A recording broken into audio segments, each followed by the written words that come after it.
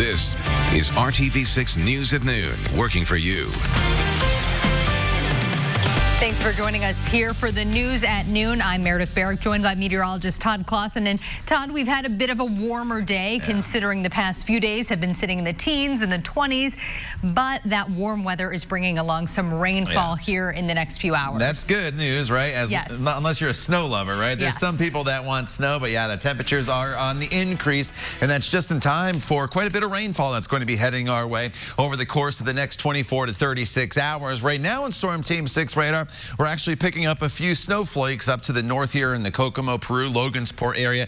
This will not cause any issues out there on the roadways, but don't be shocked if you see a flake there in some northern locations. The rest of central Indiana pretty quiet with just a lot of clouds around and some of these showers down to the south not even reaching the ground. But as we progress now throughout the afternoon and eventually into the evening hours, once this more significant rain to our south lifts to the north, the air will be saturated enough, and that's when you'll start to have to use the umbrella across the area. Temperatures above freezing easily in all locations, so this is mainly going to be a rain event for us. 40 in Indy right now, up to 43 currently in Bloomington, 44 in Muncie. So as we break down your afternoon for you hour by hour, with the exception of a sprinkle or two through about 5 o'clock, we remain dry. From 6 o'clock onward, you'll have to have the umbrella handy. The further you get into the evening, the more steady the rain becomes. Once the rain starts in your neighborhood, it's with us all night long into your Friday. We'll talk more about that coming up in just a few minutes. Todd, thank you. New this midday, a pedestrian is dead after they were hit by a car in Hendricks County.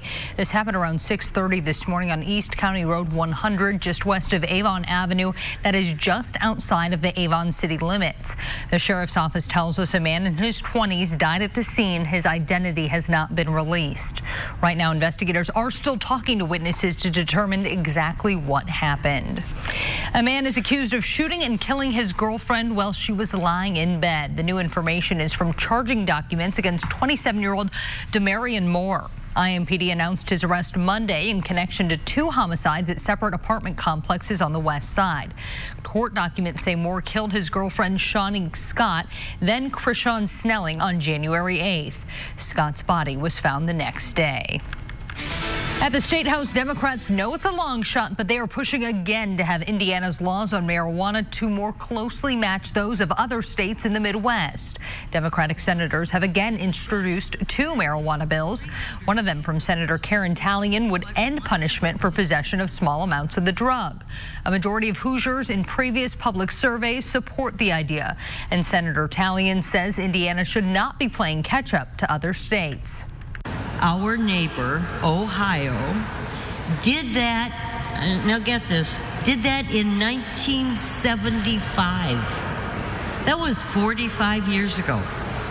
And the last time I looked, Ohio does not have a history of reefer madness. Another Democratic bill would bar police from arresting people who have prescriptions for medical marijuana from states where it is legal. As of now, neither bill is scheduled for a hearing in the state Senate. You may recall last September, Marion County Prosecutor Ryan Mears announced his office would end prosecutions for simple possession of marijuana. It is day 2 of opening arguments as Democrats make their case for the impeachment of President Trump. Today's focus will be on making a constitutional argument for his removal. As ABC's Elizabeth Herr tells us, the president has been watching the trial and almost tweeting nonstop about it. Democratic prosecutors back on Capitol Hill for day 2 of their opening statements. House managers are setting the bar very high for the President's Council to meet. The House managers spent 8 hours yesterday methodically laying out their case for why they believe President Trump should be removed from office for pressuring Ukraine to investigate the Bidens in order to help him win the 2020 election. They're at war and they're being told you're not getting $400 million in aid you need unless you do what the president wants. If you don't believe that's pressure, that's $400 million worth of pressure. I got a bridge I want to sell you. Democrats creating a timeline that they say is proof the president abused his power, but also recognizing there are missing gaps. If you'd like to know what John Bolton had in mind when he thought that Zelensky could favorably impress the president in Warsaw, we can find that out too, just for the asking. and a document called a subpoena. For now, some GOP senators and the president's lawyers insisting they heard nothing new. This whole fact that we're here is ridiculous. Why are we here? Are we having an impeachment over a phone call? President Trump also weighing in, railing against the impeachment in a record-setting Twitter rant yesterday, firing off more than 140 tweets and retweets in a single day. And President Trump was back on Twitter this morning, blasting the impeachment, calling it the most unfair and corrupt hearing in congressional history. Elizabeth Herr, ABC News, Capitol Hill. You're saying that it's okay for a president to ask a foreign leader to investigate a political rival and withhold foreign aid to coerce him into doing so? No, I'm not saying that's okay. I'm not saying it's appropriate. I'm saying that it didn't happen. Indiana Senator Mike Braun's bold claim in the press conference video tweeted out by his office is contradicted by a number of facts uncovered during the impeachment investigation. It was primarily refuted by President Trump's own ambassador to the European Union. Braun's statement also contradicts a statement he made to RTV6 last October. Political reporter Matt McKinney had asked Braun about the phone call transcript, which shows President Trump asking Ukraine's president to investigate his political rivals. It was inappropriate, and it's not impeachable, which is what I say. I would not have broached that subject had I been president. The Republican senator continues to call the Democratic case weak, but today on NPR, he was asked whether new witnesses should be allowed, especially with recent claims made by Lev Parnas, the former aide to the president's personal attorney. Not only was Ted Cruz talking about it, many Republicans. There would be only a handful that wouldn't want reciprocity. Where we would go with defense witnesses, I think it's going to be reciprocal if we get there. If it's dismissed you guys get as being irrelevant or not necessary, yeah, definitely. Democrats will continue with opening arguments today and tomorrow before President Trump's attorneys present their case. Live coverage of the impeachment trial continues today at 1 o'clock on RTV6. Explosive allegations from the first woman in charge of the Grammy Awards. Next, she is making claims about behind-the-scenes shenanigans, even as she fights a suspension for alleged misconduct. And there's a line you can cross when it comes to social media. Coming up, how our hometown team apparently thought better of some smack they tried to lay against the team they beat last night. Todd. As you walk out the door here this afternoon, start to have the umbrella handy. You don't need it immediately, but as you go into the afternoon and evening hours and beyond, you'll definitely need to have that umbrella handy as all that rain to our south starts to lift to the north. We'll talk all about it in your Storm Team 6 forecast. You're watching the news at noon right here on RTV6. Crossover event tonight on ABC. She was the first woman to lead the organization behind the Grammy Awards. And now Deborah Dugan is making some stunning allegations against the Recording Academy after she was suspended following allegations of misconduct. As ABC's Trevor Alt tells us, Dugan did not hold back during an appearance today on Good Morning America. This morning in an ABC News exclusive, now ousted Recording Academy CEO Deborah Dugan, the first female chief, expounding on her bombshell allegations ahead of the Grammys. I hate that I'm in this situation because I'd much rather be here talking about the artists and the music. But I can't help but have to say there are conflicts of interest. Dugan claims she was pushed out after revealing irregularities in the nomination process. In a 46-page discrimination complaint, Dugan alleges the voting process behind the awards is ripe with corruption involving secret committees, which she claims push forward artists with whom they have relationships. It's a practice Dugan alleges last year affected artists like Ed Sheeran and Ariana Grande, who both failed to get nominations for Song of the Year, in part, she claims, because of favoritism. Dugan also claims the board manipulates the nominations process to ensure that certain songs or albums are nominated when the producer wants a particular song performed during the show. Yeah. It's very serious, and I wouldn't be here if I didn't think I could make a difference. The Recording Academy firing back, alleging it was Dugan who created a toxic and intolerable work environment, adding it immediately launched independent investigations to review both Miss Dugan's potential misconduct and her subsequent allegations. Dugan denies their allegations and also says she was sexually harassed by the Academy's general counsel, who categorically denies her allegations. She also says her predecessor, Neil Portnow, was accused of sexual sexually assaulting a female recording artist. Allegations he says are ludicrous and untrue, and he maintains he was exonerated. Deborah Dugan claims the Recording Academy is a boys' club and says the Grammys have a long-standing problem with gender equality. The women on the Academy's executive board say her allegations are heartbreaking and that the claim the Academy is a boys' club is untrue. Trevor Ault, ABC News, New York. We can't get him to wear this suit during Good Morning Indiana, but one of our colleagues broke it out for a wonderful day we had with some great kids, and they got to take home some special gifts as well. We'll tell you more coming up in just a bit, but first, this is a live look at downtown view to the west. Temps lingering just below 40 degrees in metro Indianapolis right now. We'll have more of your Storm Team 6 forecast coming up. You're watching the news at noon on RTV6. Visit the Hiring Hoosiers job board. I'm Ted Rollins. Today on Court TV, it is day 2 of the Harvey Weinstein rape trial in New York. In opening statements, prosecutor Megan Hast told jurors that Harvey Weinstein was a sexual predator who groomed his victims.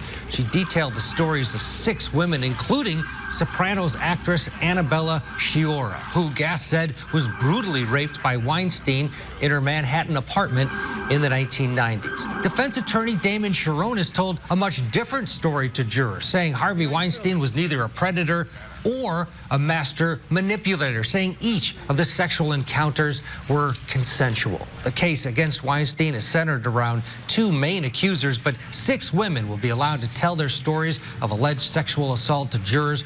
The first of the accusers is expected to possibly take the stand today. Weinstein is facing a sentence of life in prison if he's convicted on all counts. We'll have continuing coverage of the Weinstein trial throughout the day on Court TV. Now, back to you. Ted, thanks. You can learn more about other cases around the nation right now at courttv.com. It's an event where Metro Police turned tragedy into a way to help the community. Today, IMPD and the Marion County Prosecutor's Office held their 10th annual blood drive in honor of fallen police officer David Moore. It honors the sacrifices of law enforcement and also addresses the need for blood donations that never seems to go away. Every year we've expanded, and so this year, not only can people donate blood downtown, we also have one at 42nd and College at the IMPD station there, and that's just a function of the amount of demand where people have kind of heard about this event, know that it goes for a good cause, and also want to honor and remember the sacrifices that IMPD has made for us.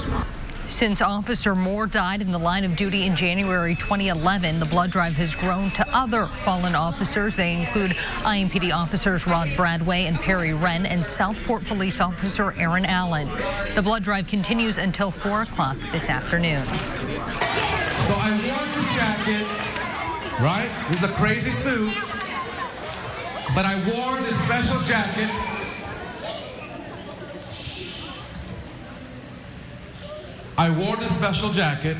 because at RTV6, we love coming to your school. All of us at RTV6 love going to Urban Act Academy, and that's especially true today because it is National Reading Day, and many members of the RTV6 family spend some time at the school along with other special guests like Clifford the Big Red Dog and Nitro from the Indy Fuel. We also want to thank the money that was raised by RTV6 and the Scripps Howard Foundation, and because of that, each student at the school got to pick out 2 books to take home for free. A very special day for all.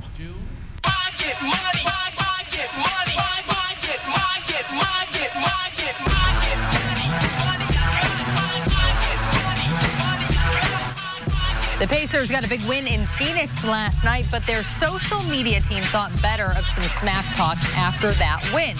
Last night, TJ Warren scored 25 points as the Pacers beat the Suns by 25 points.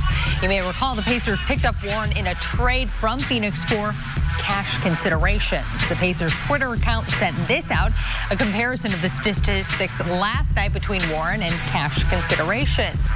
You can see the money didn't do so well on the court, but today, however, someone decided that was too much apparently, and as sports director Dave First discovered, that tweet has since been deleted.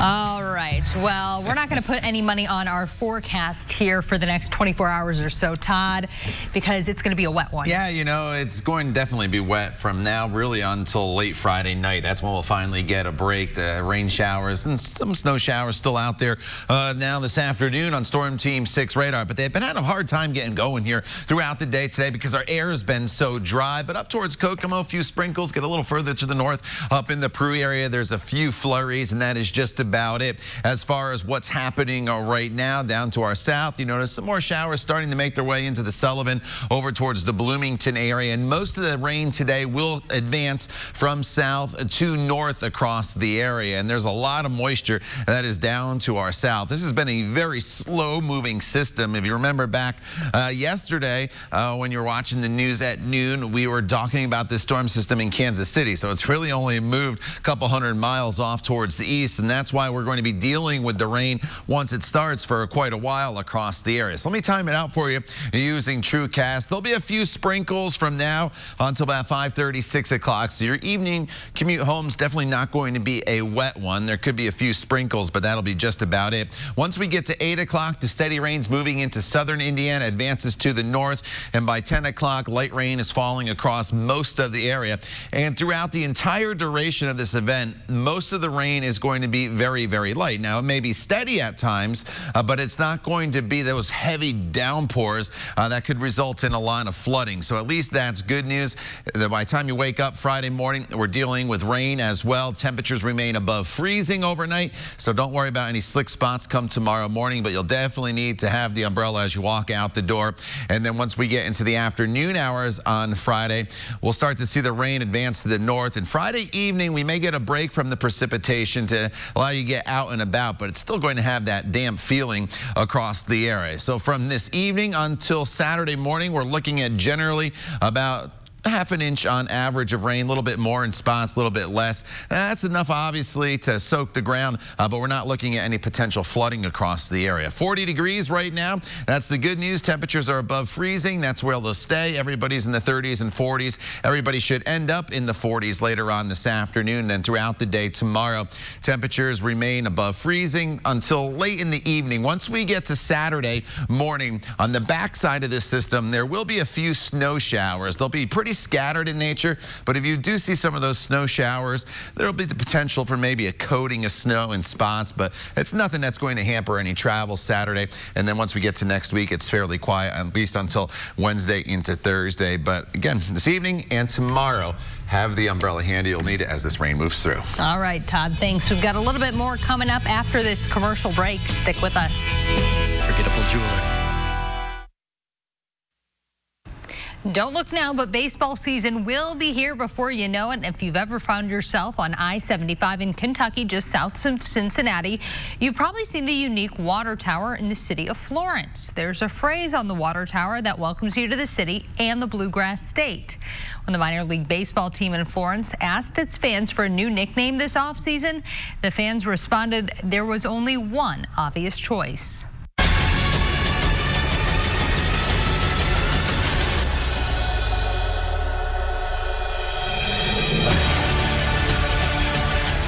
Yeah, the team that used to be the Florence Freedom will now be known as the Florence Y'alls. The name comes from the phrase on the water tower. It simply says, Florence, y'all. The Y'alls play in the Independent Frontier League. They'll take the field for the first time in May. All right. Yeah. I don't know if we had to change, the Indianapolis Indians name, yeah. what word we would choose. All right, I don't know. Better put up a water tower, find out. Yeah. All right, outside right now, a few sprinkles possible this afternoon, but that rain to our south will advance here. Look for steady rain to develop by 8 p.m. rather. A spot shower possible by 6, and then tomorrow's a wet day from start to finish, so have the umbrella handy. All right, thanks to y'all for making RTV6 your choice for news. We hope to see you back here at 5. In the meantime, have a good afternoon, and don't forget that umbrella if you're headed out this evening.